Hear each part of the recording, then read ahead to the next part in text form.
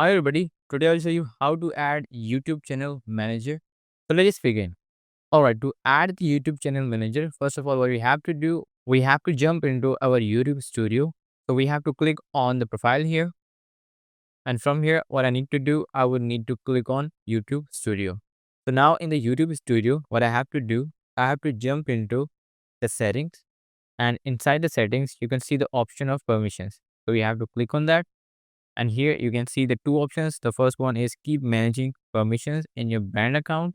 And the second one is that we can move permissions to YouTube Studio. So I'm going to move the permissions really quickly. All right, so we have moved the permissions to the YouTube Studio. Basically, you just need to verify your Gmail account in the process. Now what I can do, I can simply click on invite. And from here, I will write down the email of the person that I want to invite. And here what I can do, I can simply select the access here.